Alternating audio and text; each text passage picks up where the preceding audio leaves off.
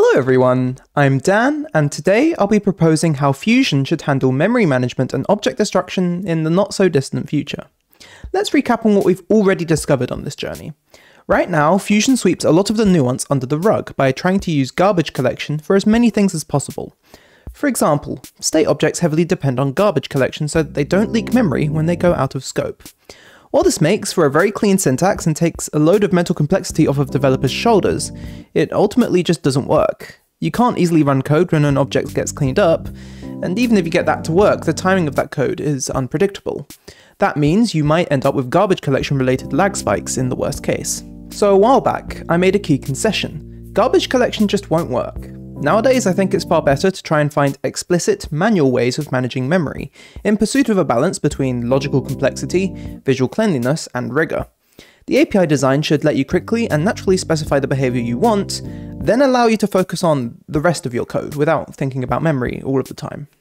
Now, to be absolutely clear here, this is a famously hard problem throughout all of computer science, but I think I have some ideas. I don't know that they're optimal, but I do have conviction that they're at least going in the right direction.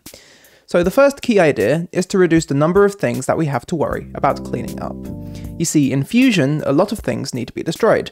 Not just Roblox instances, but all of our state objects too. So to simplify this, we can imagine that most of these objects will be created and destroyed at the same time. For example, a button component will create the same few state objects and event listeners every single time, and they'll get destroyed at the same time too. So we can group these objects together into larger scopes, which we can then destroy as a whole when we're done with them. Fusion already has a similar coding convention, which you often see in components already. The idea is simple. You create an empty list at the top of your component, then you add to the list as you create things that you want to clean up later. Then, you pass the list into the cleanup special key on whatever instance you return. When the instance is destroyed, it'll run through the list and it'll clean up everything that you made earlier. This makes destroying all of those objects a doddle. On a quick tangent, right now, cleaning up those lists is done using fusion.cleanup. However, right now that function doesn't make any guarantees about destruction order, which is problematic. As a general rule of thumb, you don't want to destroy objects that are still being used by other objects. So generally you want to destroy objects in order of newness, with the most recently created objects going first and the oldest objects going last. This helps to prevent most issues where things get destroyed in the wrong order. So for Fusion, I propose that Fusion.cleanup should actually go backwards from the end of the list. This doesn't guarantee that things will get destroyed in order of newness, but it's a simple, predictable heuristic that works well 99% of the time. It's also easily workable if you want to switch around the destruction order of any objects. Anyway, tangent over. I propose we expand this cleanup table paradigm to all Fusion code and build a library around this idea. Every Fusion object should be scoped like this. To facilitate this, all of Fusion's constructors would accept a table as their first argument, and the constructed value would get added to that table for you. This makes it trivial to group up tons of objects, even when you're constructing objects inline or nesting objects inside of each other. This also plays really nicely with Luau's type system. If the type checker is satisfied with a chunk of code, it means that every single object has received a cleanup table, which means it's really difficult to forget to clean up an object because it will raise a type checking error. This is super handy for libraries like Fusion because you end up managing tons of objects, so having the computer check over your work like this is invaluable. Now there is one further syntax extension which I'm still semi on the fence about. In my original technical fluff blog post outlining this, I proposed a function which let you create a cleanup table with some extra meta tables. The idea was to try and expose the constructors through the cleanup table so that you could invoke them as methods on the cleanup table, helping to keep the arguments list tidy and reinforcing that objects belong to scopes.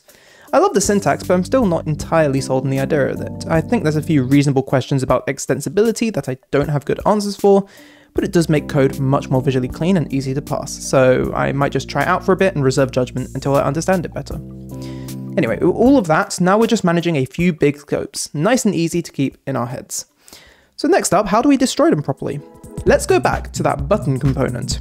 Right now in Fusion, we pass the cleanup table into a cleanup special key on the root instance, then return that instance so that it can be parented to other UI. Destroying the instance later on triggers Fusion to run through the cleanup table and destroy everything associated with the button. While this is nice, it doesn't generalize well. For example, what if we were only returning an RBX script connection, or a function, or some other type of value that doesn't give us a way to listen for destruction? This isn't a hypothetical, it's actually pretty pertinent if you're doing any UI work off of Roblox. What we need is a generic way for a scope to return both a value and a destruction method. For that, I propose wrapping the value in a simple object with a destroy method. I'll call these simple objects mortals, because, well, they're designed to stop living at some point. Under the hood, mortal objects only need to store two things. Firstly, the value, of course, and secondly, the cleanup table or other cleanup task. Then they can all share a common destroy method that sets the stored value to nil and calls fusion.cleanup on the stored cleanup task. So if a scope returns its value inside of a mortal, you can still access the value inside the object, but you can also destroy everything from the scope using the object's destroy method. As a bonus, because fusion.cleanup already accepts objects with destroy methods, you can nest mortal objects inside of cleanup tables. I think this is probably the most elegant general expression of this paradigm. Adding mortal objects to Fusion would also solve a whole host of problems to do with destruction. For example, you may remember that state objects got destructors in 0.2 because it was impossible to predict how you wanted to destroy the returned values. With mortal objects, this isn't a problem because you provide an explicit destroy method alongside the value. By creating mortals with different cleanup tasks, you can explicitly preserve, modify, or remove the destruction behavior of whatever value you're returning. That makes them fully fledged replacements for Fusion's destructors, currently found on state objects. A further useful advantage is that, by annotating the destruction procedure on the value rather than on the state object, you get much easier dynamic destruction behavior without having to implement your own methods or sharing metadata with a destructor elsewhere. In general, mortal objects take the guesswork out of destroying any non-garbage collected types anywhere. So, do mortal objects make the cleanup special key obsolete? Well, yeah, with the cleanup special key, the instance would try to destroy itself a second time because it's in the cleanup table it's destroying, which is weird and a bit backwards. It's cleaner to just destroy the cleanup table directly, and it'd be more consistent with other return types.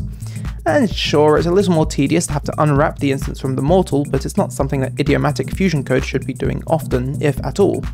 Fusion will often do the unwrapping internally for you when you pass them into state objects and special keys. The one downside of not listening for instance destruction is that other scripts that intervene and destroy the button won't trigger the destruction code. But if that's important, you can always emulate it by connecting to the destroyed event and destroying the mortal that way. So, with these two concepts alone, we can finally comprehensively cover the planet with glorious, rigorous memory management. No downsides, no performance hits, just simple table operations and directly invoking cleanup methods. It should be no secret that I'm excited to see how this plays out in practice, because it could finally plug many of Fusion's most notorious holes. I am actively working towards getting this onto the main 0.3 branch right now, and I plan to start adopting it in my own Fusion codebases immediately after. I would love to know what you guys think in the comments below, but in the meantime, I've been Dan, and I'll see you around. Have fun!